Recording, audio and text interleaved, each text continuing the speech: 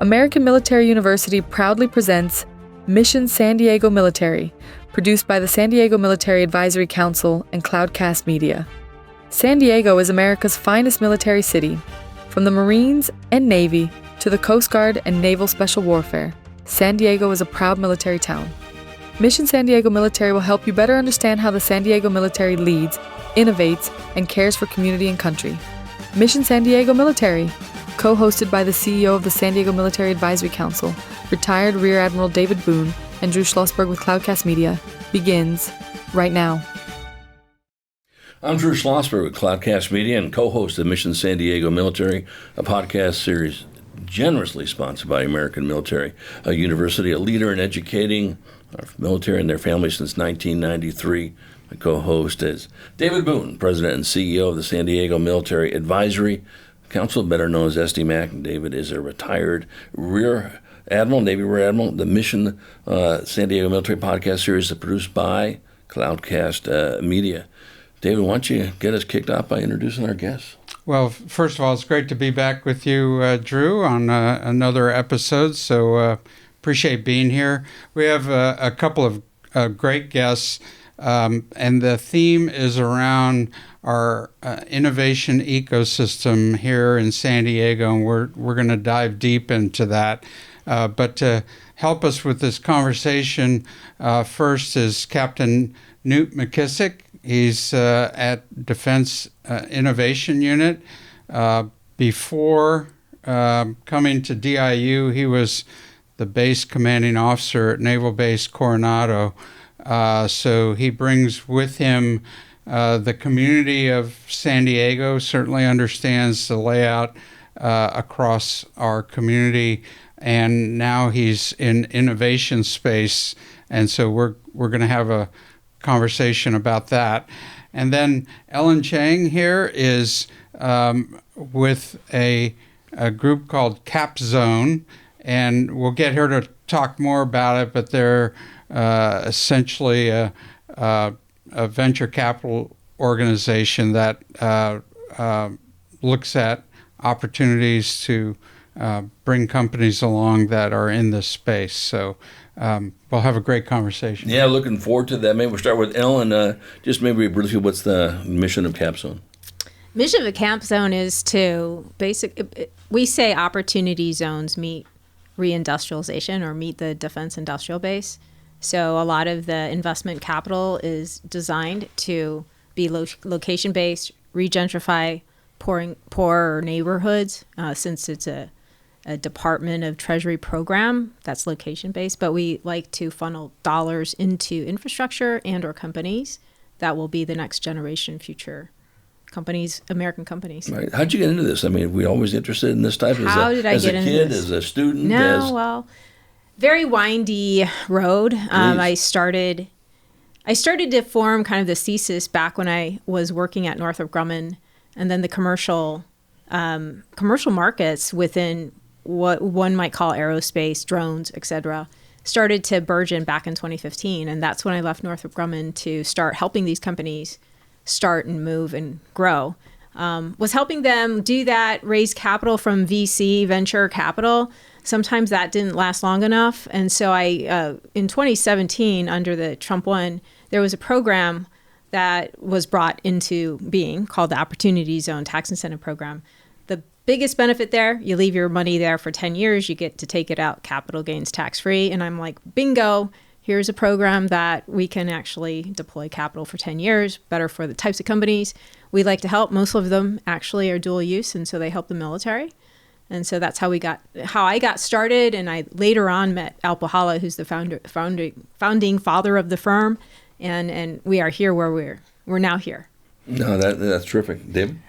Ellen has been an amazing partner, bringing in the innovation space, industry partners where I didn't know they existed.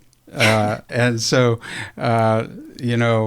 a lot of times within our circles, our innovation circles, when we are looking for some key player, we say, well, what does Ellen think? Or has anybody asked Ellen? So she's been a great player with all of us. So Thanks for that. No, looking forward to digging deep on that. And Newt, maybe the mission of DIU. Well, DIU's mission is to leverage the leaps that have taken place in the commercial sector, and the advances that commercial technology has brought to bear, to try to accelerate the adoption of that into solving for the capability gaps that we have within our national security ecosystem, whether that's in the Navy. DIU is a joint unit, so the problem sets that we look to get after range from energy solutions to new types of autonomy, cyber, space, you name it. We're looking to leverage the gains of the commercial sector and to rapidly integrate that, adopt that, so that we are providing for our national security in the best way possible. Let me kind of reset the bigger picture here, at least for San Diego.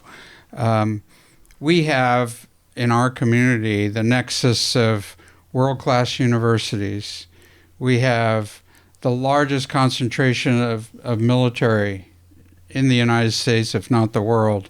We have entrepreneurial spirit, certainly in the biomed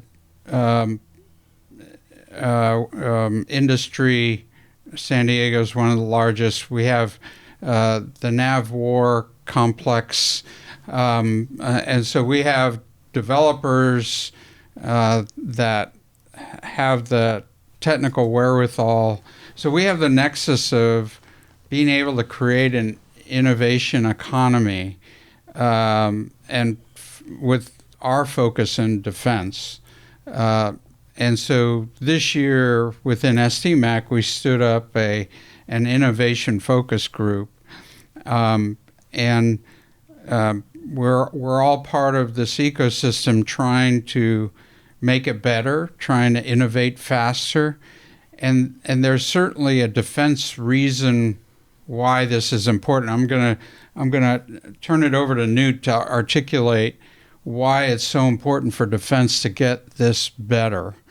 And then I'd like Ellen to chime in from the industry standpoint on why this matters. So that's kind of the larger viewpoint. Yeah, Newt, why don't you tackle that one right now? Well, like David was, the Admiral was saying, I got to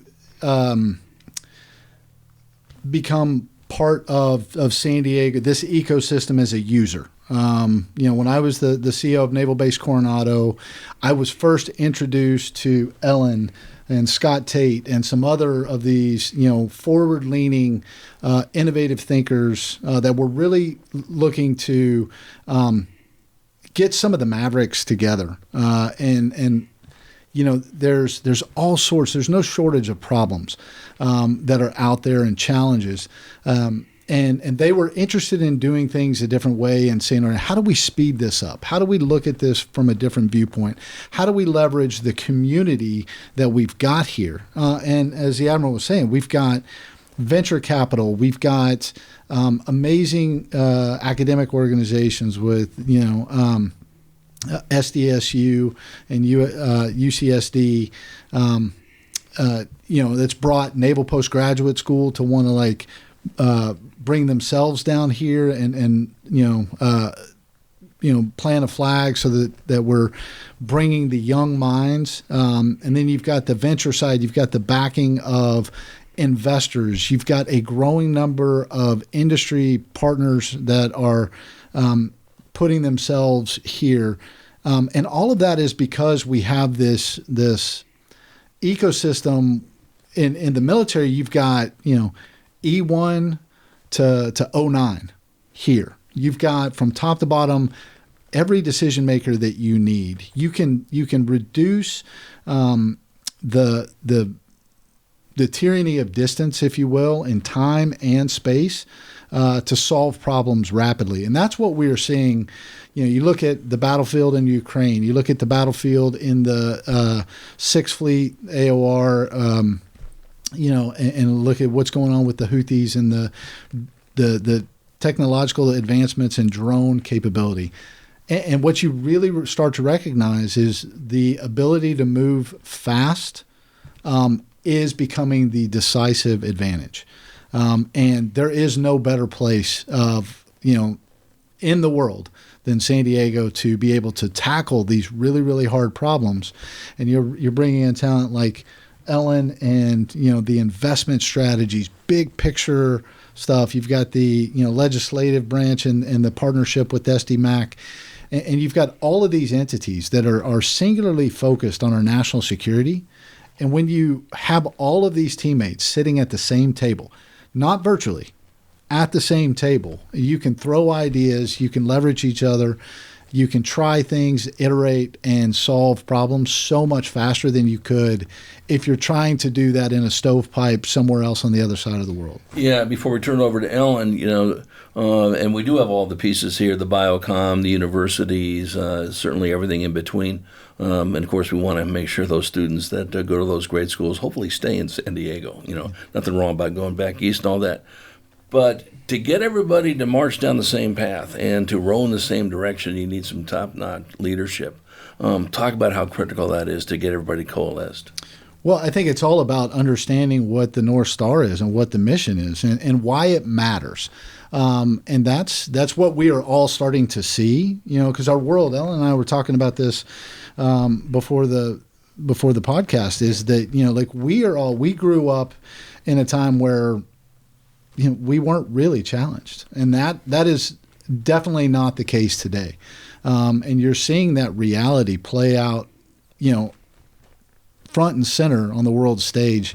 So the assumption that, hey, it couldn't happen here, or, that's not a real problem, it's something we can kick the can down the road on, is being recognized that reality has shifted. And, now we've got young kids, I say kids, but, super talented, super smart young people coming in wanting to do something that matters. They understand the value of, even if they're, seemingly like it's a game theory or graphics, artists, they're all like, hey, I can actually contribute to this. And they're finding a pathway to do that through a lot of these innovation ecosystems that we're building here. And, the Admiral and others that are in this ecosystem are really branching out, bringing in all partners to see what what they can contribute. Part of the why is we have a defense procurement system that was really created post-World War II through the Cold War era. And during the Cold War, we had a steady state adversary. And so procurement in the sense of long programmatics, you had a steady state demand signal of what you had to do in terms of a demand signal. So it didn't require agility. We live in a totally different world, but the procurement system hasn't adjusted, right? And so that's what Newt's talking about, is how do you speed the cycle up? Because our adversaries, big and small, are many, and they're thinking differently about the world. And so we need to adjust to that. And so that's how San Diego as an ecosystem can contribute to that in a better way. And already is doing it. I'm Drew Schlosberg with Cloudcast Media and co-host of Mission San Diego Military, brought to you by American Military University. They've been educating our military and the family since 1993. Co-host is David Boone. He's the president and CEO of the San Diego Military Advisory Council, better known as SDMAC. And the Mission San Diego Military Podcast is produced by Cloudcast Media. Got another question for Ellen? Yeah, so we just heard kind of from the defense side. I'd like to shift to Ellen, kind of same perspective, but how does how does the industry think about what we're talking about? Venture capitalists, startups, what's their stake in this? What's their stake in this? So let me go back to why venture is even interested in defense, and now it's called defense tech. It's a kind of a new term. So I would say there's a few inflection points that took place back in 2019. Anduril was founded in 2019. You had Palmer Luckey, who has Army Research Lab background. He had already made his billions from Oculus and wanted to do something important. At that same year, A16Z, Andreessen Horowitz, Mark Andreessen basically recognized how poorly our supply chains were. We couldn't build ventilation systems. The simplest things. He was very, I guess it hit him pretty hard. And so now they have the American dynamism. And I think over time, COVID actually shone a light on how challenged we are from a certain aspects of our industrial base, and kicked off kind of investing in these companies that, when I said I left Northrop Grumman back in 2015, no one really wanted to deal with hardware types of companies. Space tech was having a hard time fundraising. We had Elon Musk, of course. He's a well-known entrepreneur. And so going back to what I was saying, 2019 kind of kicked us off. And now, given 6 years have gone by, you've had these types of companies who figured the game out. They would sue, right? Elon Musk sued to actually get some of the contracts that he actually did because they weren't going. He competed fairly, or so he says, competed fairly for them, and he didn't get them. That same thing happens with the Palantirs and/or the Anduril. So it kind of paved a way. And so you start to see these companies, investors start to unlock their pockets. I would say that's not, there's two types of companies. Ones are startups. They want to grow faster. VCs come in. They push the companies to grow until they pop. So you have to, the founders have to manage that. But they're also product forward companies, whereas heretofore, a lot of our small businesses that the defense system actually funds is more kind of project based. Can you do research on this and research on that? And they're building these technologies that are great. It's just that the thought wasn't really to productize them. And so there's a lot of there's vocabulary being invented today just to actually describe what's going on. And I think we're still all trying to understand it. The reality, though, right now is it's a great time to have a defense tech company because you have increasing numbers of investors interested in taking that risk. I will say it's 2025 right now. In 2023, people are still wondering what I was doing in terms of doing some of the angel investing. And then all of a sudden, I'm a genius because I'm already an investor in sea satellites, for example. I'm just like, okay, you invest in the team and all else will take care of itself. So that's kind of my answer for you. And how does that tie Newt to what you guys are doing, working with Ellen? Well, so it ties because a lot of these companies that Ellen has helped bring up and support, and the industrial base writ large, is recognizing that national security is not adversarial in a way. You had Project Maven, you had the Google strike, if you will, and the outlash against the defense industrial base. The sentiment has changed. For one, there's recognition that national security is economic security, and you can't thrive and prosper in an environment without stability, without security. So that's one aspect of it. Two, there's a blending of the industrial base from a purely commercial and a defense industrial base. Those are merging because things like artificial intelligence, additive manufacturing, just a lot of the autonomy, a lot of the emerging technology is commercial base, has a commercial civilian application as well as, so it's that dual use. And if you can thrive in both aspects of that, you've got a whole lot more security. And having a thriving industrial base, manufacturing base or services base here is good economics, but it's also good national security. Because we, as a global security provider, we have got to be able to have a robust dependable supply chain and capability base. And that is, I think throughout the years somewhat atrophied. There's been a recognition of that, and there's been a real acceptance that we as a nation, both from a government side and from a commercial investment side, need to invest in that. Now, I will also say a recent announcement as of Friday, Secretary Hegseth put out a marker down that we are changing the way that our defense acquisition system is going to work. We are no longer focused on purely risk reduction. That is not the North Star of the department anymore. It is speed and agility to be able to do that. Now, that is good for business because we are now going to be looking at our defense acquisition system as no longer this monolithic, unchangeable beast. It is something that we are going to, in a sense, tear down and rebuild to focus on the industrial base, to be able to focus on allowing those companies to thrive and not just reducing risk to the government. So I'm really excited about that. Go ahead, Alan. I would actually say that if we don't do what Newt just said, we are increasing risk. I will say earlier we were talking about the procurement system and the length of time. That was built during a time when the technology cycles were actually addressing the technology cycles. Increasingly, as the computing revolution came on, you have product development cycles getting shorter and shorter and shorter, and yet our procurement system still assumes some sort of 5-year development cycle. If you're lucky. If we're lucky. I recall even back in 2010, I started at Northrop in 2003. We had to build this Global Hawk that actually was a lot of COTS.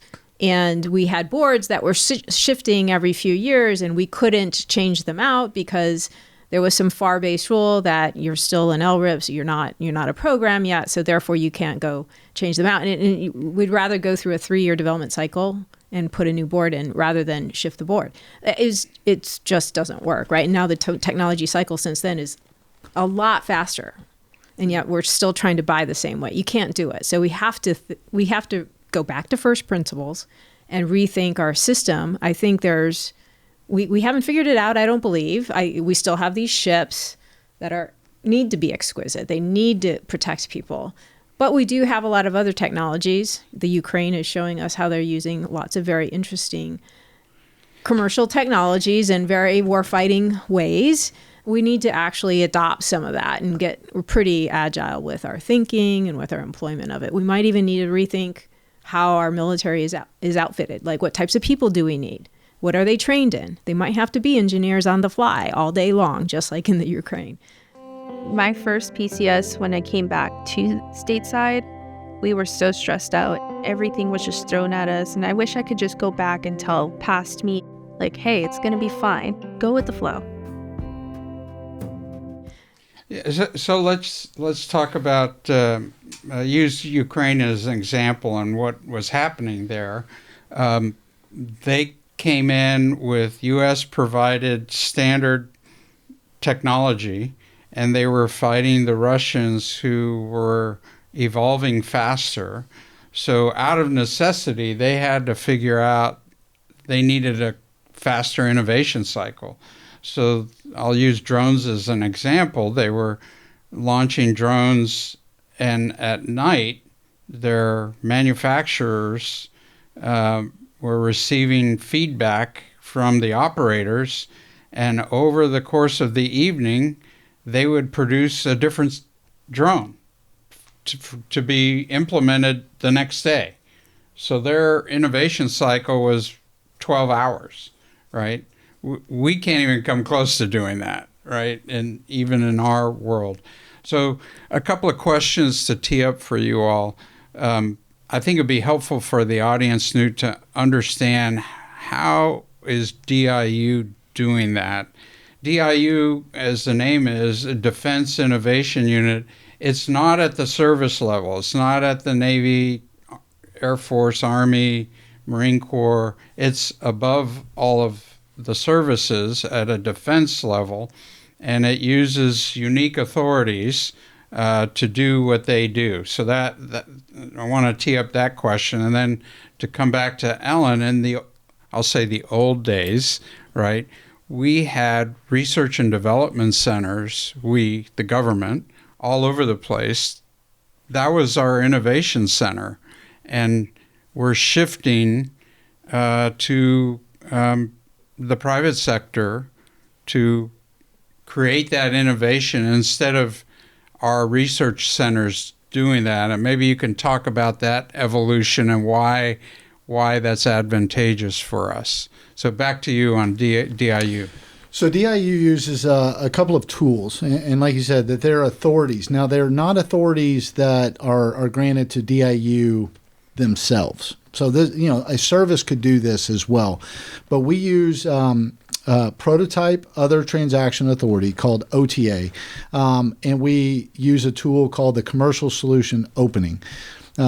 So what this means essentially is that we can build a prototype, and we don't have to go through all the rigmarole of the FAR-based requirements. You don't have to build out this long, tedious process. What is FAR? That is the Federal Acquisition Regulations. It's basically the rules by which we buy things. Now, when it was originally put into place, it was, I think 17 pages or something like that. Now it's, exploded to hundreds of pages of rules and caveats and everything else. And it's honestly become just too wieldy. It was centered around the JCIDS, the Joint Capability Integration Development System, which is basically like, how do we go about developing a technology and doing that? So we use essentially a fast pass around that process, if you will, so that we can develop prototypes. And then we can use those prototypes and go into production of prototypes. And we've met some of the competition requirements that are very important. You don't want to sole source things. You don't want to inject any sort of, lack of competition.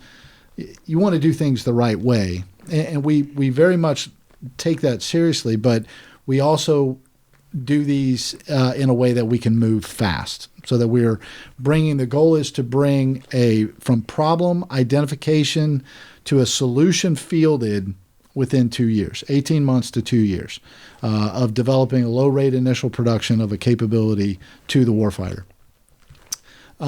So those are the tools that we use. Now, I will say that the rest of the department is catching on. The secretary has mandated that the commercial solution opening is now the default pathway. Going commercial first is the default pathway.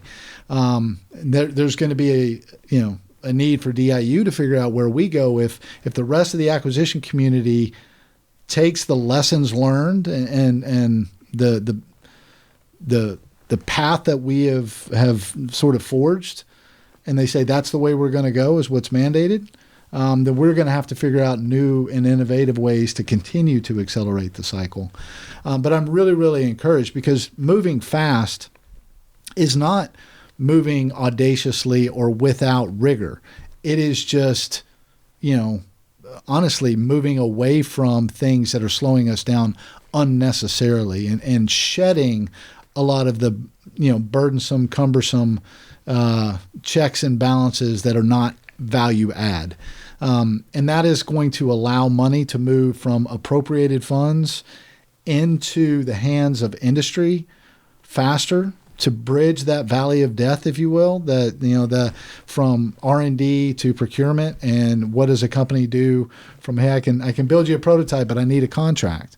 We're looking to reduce that to zero. And that is what is needed in order for these companies that are bringing new technology, emerging capability into the market and into existence, and allowing them to thrive and giving them a platform and a pathway to success. So reducing the friction, reducing the barriers to entry, and reducing the time to get a paycheck, frankly, is good for the company, it's good for the operator, and it's good for our national security. Now, we're listening to another edition of Mission San Diego Military. We're chatting with Captain Newt McKissick. He is the military deputy for the Defense Innovation Unit, joined by his colleague, Alan Chang, managing director for Capstone Impact Investment. I'm Drew Schlosberg of Cloudcast Media, joined by my co-host, David Boone, president and CEO of SDMAC. David?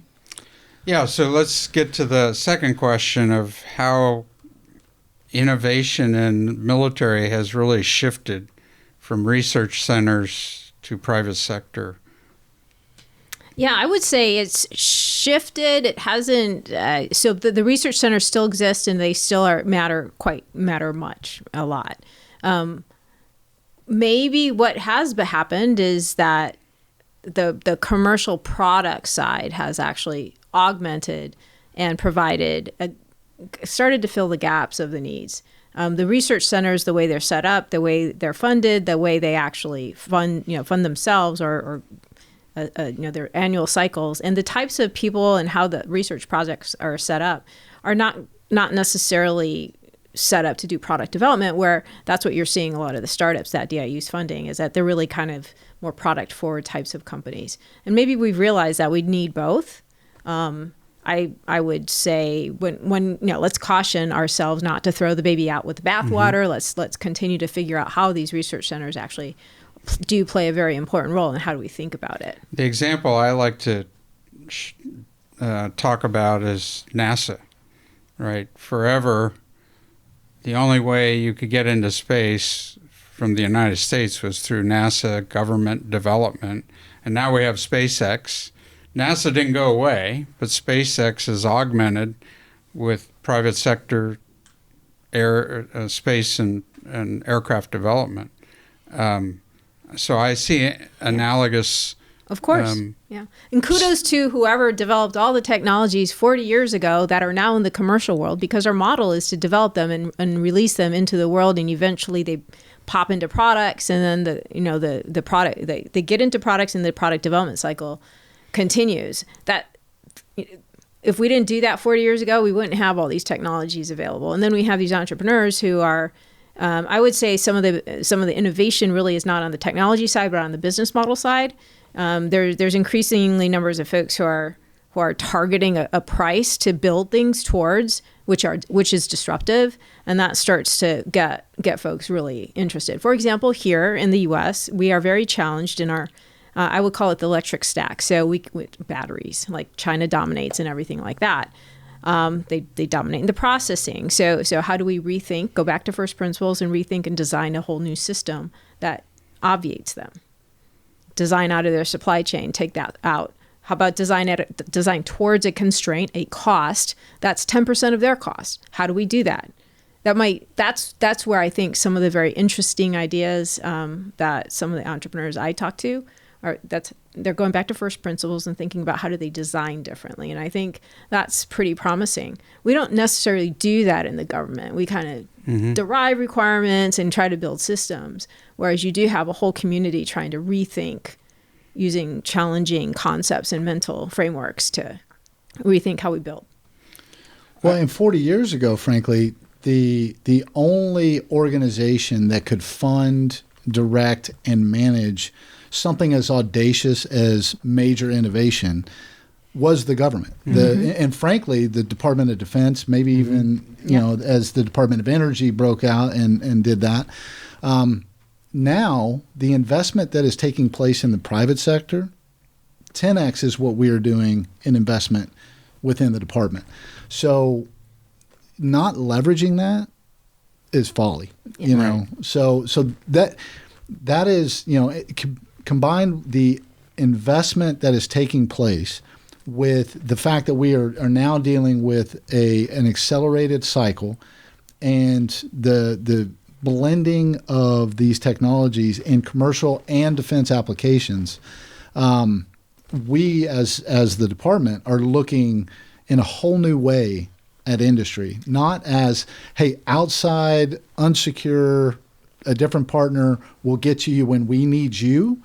It's real recognition that That's where a lot of the talent is. That's where the investment is.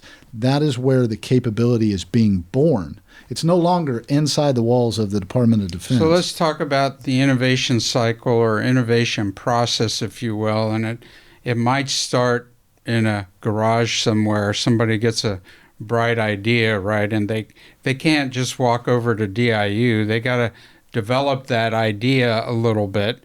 So it takes venture capital funding to go from a concept to an actual idea that has some legs to it before they can cross the street to DIU with, hey, I got this thing, this widget that's going to be really great. But before a venture capital or any investor is going to put money at it, there's a risk analysis, right? So what are the things from a VC standpoint that are the risk factors in order to for them to make an investment in a startup that's got the next great idea that they want to play in defense space? Absolutely. So it's funny how you talk about that process. When they're in the garage, if a couple of factors, most at the earliest stages, most venture capitalists look at the team and try to assess that. Like, is this person capable? And then they look at the idea in the market, and is it the right time for this technology to be around or not? Right? The why now matters. But two points at the earliest stage, which is what you're pointing at. If that company or team or person hasn't been able to attract friends, families, and fools money, I don't know that you're going to go off to and get VC money. So that's one. I think the other thing is the ability to fundraise. So if you do go down this venture track, there's certainly an assessment on, can this person raise money? And that's a very je ne sais quoi, how do you put your finger on it trait? Because I think a lot of folks like, if I do this, if I go down the checklist, that means I can raise money. There's a little bit of a how do you sell? Because generally you're selling equity in your company and you have to be able to do that. So don't take that lightly as you think about it. The fact of the matter is that the innovation or the startup innovation ecosystem here in San Diego is fairly robust, with a lot of folks who have previous founding experience, and so they're there in order to be able to provide help. A lot of them are angel investors. There's a couple of folks who are founders, who are investors. They have a fund. They're founders themselves. They've exited and they go back into this fund. So there's this founders fund type of concept. Interlock Capital is just such one of those. Neil Bloom runs it. There's additional folks that are part of New Fund that are here in town, and some of them are a little bit more traditional investors, but others are starting to really understand kind of this defense tech landscape. There's oftentimes a lot of investor education in this domain in order to get VCs to part with their money. So let's say a startup is able to attract money, whether it's from VC or friends, family, and fools, and they create that next cool thing. Now they're knocking on your door, Newt. How do you assess and make choices about who to take on and who not to? How does that process work? Sure, there's certainly a diligence phase, and I would say that the partnership that we have built and are building with the VC community is a very important one, because if a VC is willing to back something, they've done their homework, and if we develop a relationship with the VC community, then that we don't have to do our own homework. Not that we won't do our own homework, or we're going to just obfuscate the responsibility of that to somebody else, but you can really gain a synergy there of frankly the selfishness of a VC. They have to make money or they cease to exist. Right? So their motivation, their incentive is to make sure that they've got the best team with the best capability with a future. So you start building relationships with the VCs that have proven success records in doing that, and then that partnership can grow. So the partnership of understanding the homework that is being done and the diligence about the company, you also want to make sure that you're providing opportunity to the right capital base. We have an organization, and we look and make sure that we're not having investing our time and energy, our contracts, and our resources of funding and capability to somebody that is adversarially backed. And it's not necessarily that we're just trying to be down with China or anything like that. That's not it. But you look at, if I am going to have a company that is dependent on the capital of a potential adversary, and all they have to do to remove my capability of whatever that technology is just to remove their capital, they've stopped the fight before the fight can take place. Mm-hmm. So we're incentivized to make sure that we're partnering with the right, investment strategy, and that's a big part of this new reformation of our acquisition system. Is to bring that to light, to bring that to bear, to focus and expand how we are looking at that, so that we yield added opportunity to that emerging industrial base. So we really are focusing on the expansion of the industrial base, the new and building partnerships with the right investors and capital providers. And we're seeing now new and more institutional, direction and energy for investment in our national security, not just from a nascent, angel investor, now more into mainstream VC, now into institutional investing. I think we're on a path to some really impactful direction in our national defense. I think what Newt actually alludes to something. So there's I call the full private capital stack. I think because we've been working in the emerging space so long, everyone gravitates to VC. The reality is that the financial stack is pretty nuanced, and it really depends. There's the venture guys want to create a future market, so they'll go into that. That may or may not be technology. It might be just a future market. Then you do have what they call the private equity guys, but they generally want companies with revenues and earnings. And right now there's a feeding frenzy in the industrial space because there's a lot of roll-up opportunities. So you're going to start to see some of these folks come in, roll up and build companies and enable those companies that have been capital starved to become more robust. And as you allude to, institutional, and I see the family office arena being quite robust as well. They tend to, they might invest for the longer term depending on which family office it is. You can't just lump everybody into family office, but they do invest differently than venture capital firms because they don't have a 10-year lifespan. And this, I'll go back to the opportunity zone thing, which is why there's a 10-year or more lifespan. You have to kind of keep lock the capital in. But yeah, I'm just trying to caution, don't lump all investors into one category because it's a little bit of a toolbox. So as we wrap up here, I'll start with you on this, Ellen, and be thinking about this as well, Newt. Challenges on your end, and what can our public do to help with those challenges, or can they? Challenges. Is there a supply issue? Is there a workforce issue? Yeah, so generally speaking, especially in the startup space, I think there's two challenges I see. A lot of prototyping using Chinese parts because we can't get them here. And then the lack of recognition that they're not going to be able to scale because we aren't able to scale manufacturing here. So those are a couple of challenges that I've been personally working on in terms of sourcing non-red parts from various Asian countries in order to help some of the pretty big named startups be able to kind of grow. We know our supply chain is super fragile. We hear about MP Materials deal and like the only I forget which it was, but the only X mine in the Western world, there's only one in the United States now, and I guess the Chinese bought the one that was in Europe. Those are that's kind of a large chess match that's being played right now in terms of supply chain critical minerals. And so the third part is, I think when you mention workforce, it's not that we don't have the workforce, but we don't have the experience anymore. So really trying to work, how do we bring back process knowledge? How do we do that quickly? we might need to rely on some of our Asian partners since they have that knowledge.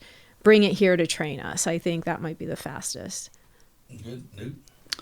Well, I'll start with a challenge. Like Ellen said, like our supply base, the supply chain, and the manufacturing base that exists today is not what we want it to be for tomorrow. Mm-hmm. That doesn't mean that we can't create it. That doesn't mean that with an American tenacity and ingenuity, we can't get to where we want to be. I'm a firm believer that we can. So what I would ask of the public is build something, do something, invest your time and talent into something that is going to create something here domestically. And whatever that may be, whatever your interests and your talents yield, build it here. And there is a recognition from the government, from the department, that we are going to buy here. We are reducing our demand signal of purely exquisite. Not that we will move away from the exquisite as well, but we are looking to expand what we are procuring, how we are procuring, and I think that is going to create an immense amount of opportunity. So from the base, from whether you're a leaving high school student, I've got a junior in high school. My advice to her is find something you want to do and build it here. Do something here. And I am a firm believer that the capitalistic society that we've got can create, and the innovation that can take place. There is a willingness from investors. There's a willingness from policymakers.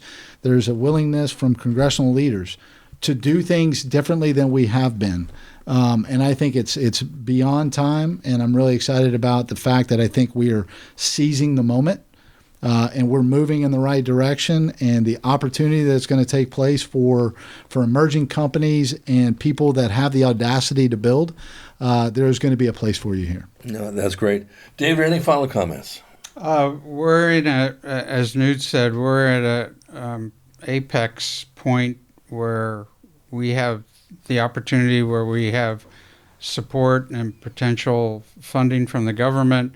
Here in San Diego, we have an ecosystem that has all the right ingredients. So I'm optimistic about the opportunities here in this innovation space to develop really cool things. So that's what's fun about being part of this community. No, absolutely. Ellen Chang, Managing Director, Capstone Impact Investments, thank you so much.